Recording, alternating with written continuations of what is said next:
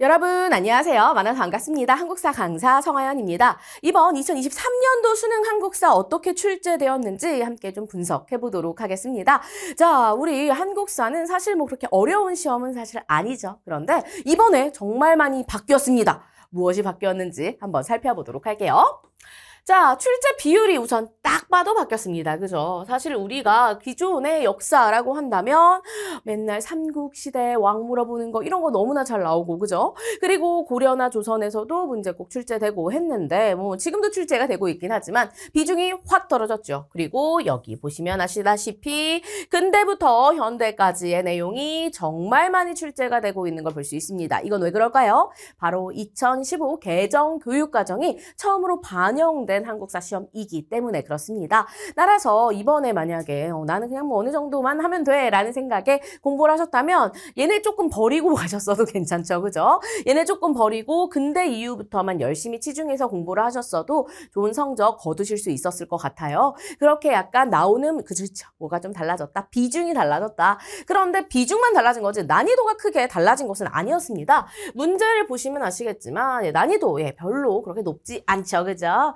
그리고 항상 우리가 기출을 좀 중심으로 내용을 많이 봐오신 친구들이라면 이상하게 좀 근현대가 많기는 하지만 내용이 그렇게 어렵진 않아 라고 느끼셨을 것 같아요. 그런데 기존에 항상 뭐 고대도 많이 나오고 고려나 조선 이런 부분을 조금 중점적으로 공부를 많이 하셨다면 이번에는 왜 이렇게 근현대가 많이 나오지? 조금 여기는 내가 공부를 소홀했는데 했던 분들이시라면 조금 어렵게 느껴지실 수도 있었을 것 같아요. 그래서 본인의 공부 양에 따라서 당연히 난이도는 좀 달라질 수 있겠지만 전반적으로 봤을 때 당연히 그렇게 크게 어렵지는 않았다. 그동안 기출문제 잘 분석하면서 문제 풀어 오셨다면 크게 어려움은 느끼지 않으셨으리라 생각이 듭니다. 보기 내용도 그렇고요. 여전히 기출에서 나오던 거랑 거의 비슷한 패턴으로 내용들이 출제되는 걸 보실 수 있으세요. 그렇다면 같이 한번 살펴보도록 할게요. 자, 빈출 주제 언제나 공략해야 되는 부분이죠. 우리 한국사 시험은 너가 얼마나 이걸 잘 외웠니, 세세하게 알았니 이런 거 물어보는 게 아니라 전반적으로 한국인이면 이런 거 알아야 돼 하는 걸 내는 수준이기 때문에 언제나 비슷한 수준으로 출제가 된다라는 거 기억해 주시면 좋을 것 같습니다. 자, 여기 보면 22년도 7월 학평의 7번입니다. 보시면 밑줄 친 이운동에 대한 설명으로 옳은 것은 하면서 현충원에 안장된 스코필드의 묘를 보고 있는데 고종의 장례일 즈음에 시작이 돼서 전국적인 규모로 확산된 이운동을 일제가 무자비하게 탄압을 하죠. 이것을 사진과 기록으로 남겨서 해외 언론에 전했고 이것은 무단 통치의 실상이 국제적으로 알려지는 데 영향을 끼쳤다. 바로 뭐 말하는 거예요? 어떤 운동? 3.1운동이 되겠죠. 우리 민족운동 중에 정말 중요한 운동 중에 하나잖아요. 그죠? 이 민족운동 그러면 답 뭐가 나올까요? 그렇죠. 바로 대한민국 임시정부가 수립되는 배경이 되었다.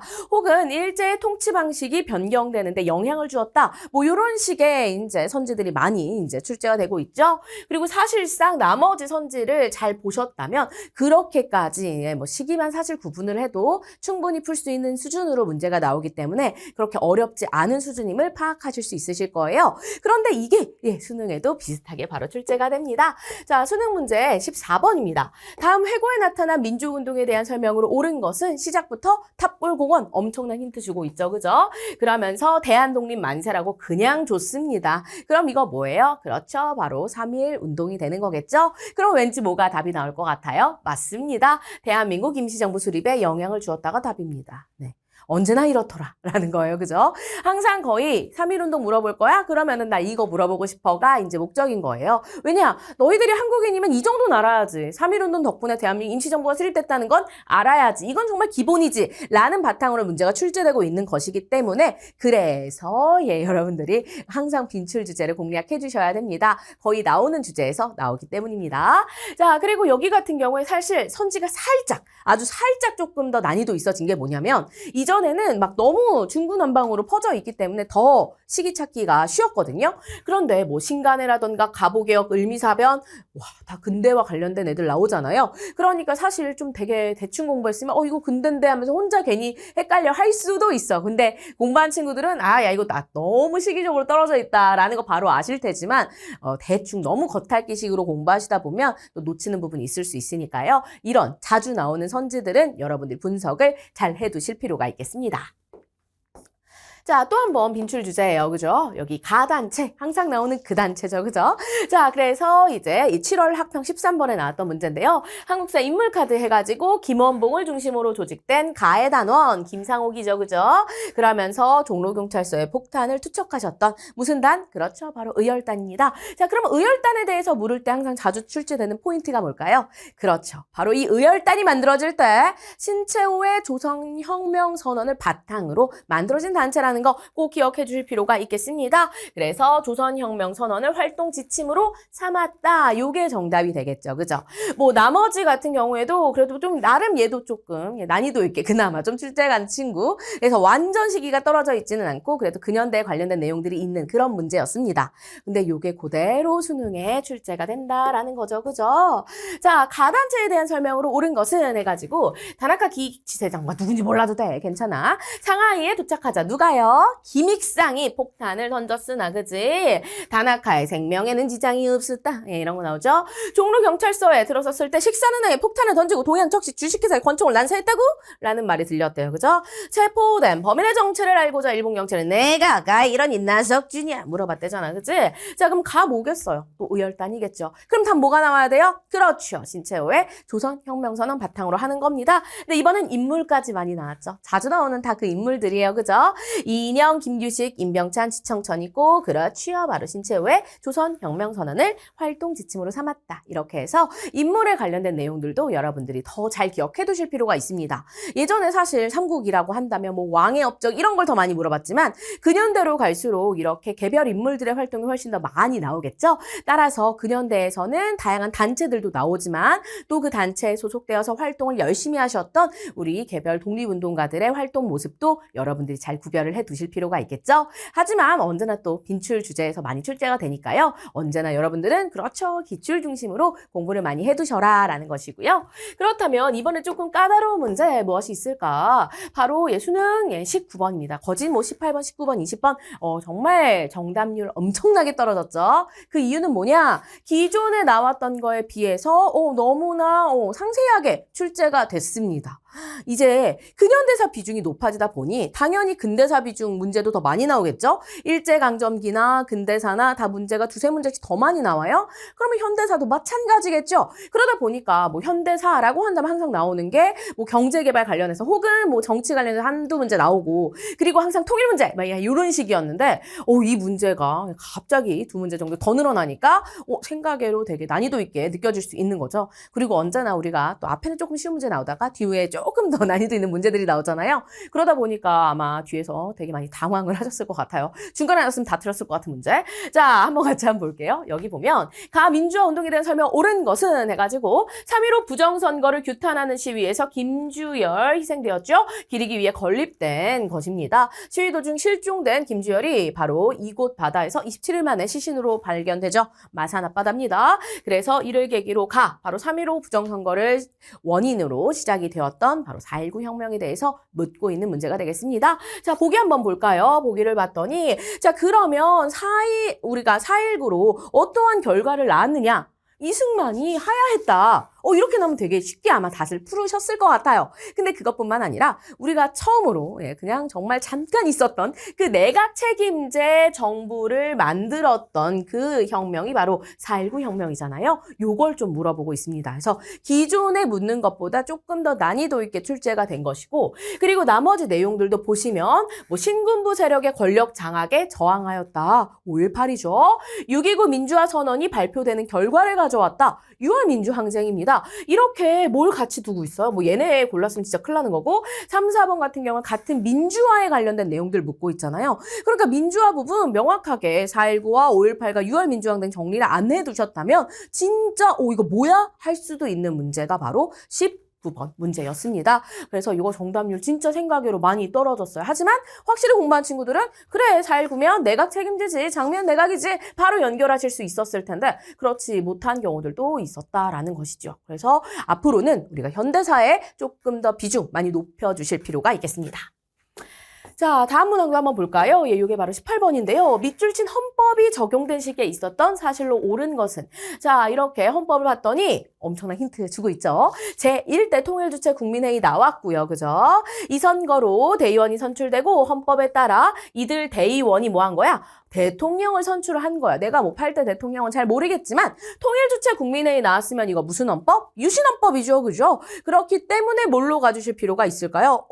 경제협력개발기구, 반민족행위처벌법, 3.1민주구국선언, 금융실명제, 제주 4.3 사건 다 너무나 자주 나오는 뭐예요? 그렇죠. 현대사 사건들입니다. 자, 그런데 여기서 뭐 나와야 돼? 그렇지. 이러한 박정희의 행동에 규탄했던 3.1 민주구국선언 요걸로 가주실 필요가 있겠죠? 그래서 보시면 이 문제도 똑같습니다.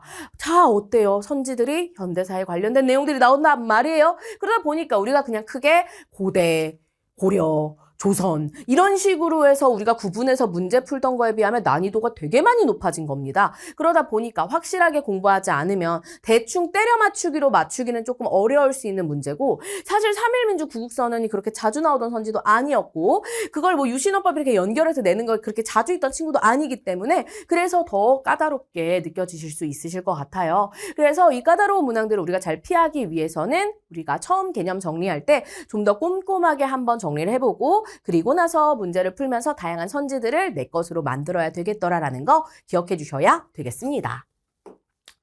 자, 그렇다면 앞으로 어떻게 공부해야 되냐? 이게 가장 중요한 거겠죠. 그죠? 만점에 도전하시는 여러분들 언제나 기출을 중심으로 공부를 하자. 기출 제일 중요합니다, 여러분. 그죠? 왜냐면 특히 한국사는 거의 뭐 문제은행식으로 문제가 항상 출제가 되기 때문에 선지들도 되게 매우 비슷한 친구들이 많이 출제가 되기 때문에 여러분이 기출을 여러 번 솔직히 저는 많이도 필요 없다고 생각합니다. 3개년 정도만이라도 제발 풀어보셨다면 크게 어려움을 느끼시지 않을 것 같아요. 그런데 어쨌든 문제를 풀려고 해도 개념 정리는 당연히 선으로 되어 있어야 하겠죠. 개념 정리하시고 나서 문제 푸시면서 내가 놓쳤던 부분들 넣어서 개념을 꽉꽉꽉꽉 넣어주시면 될 것 같고요.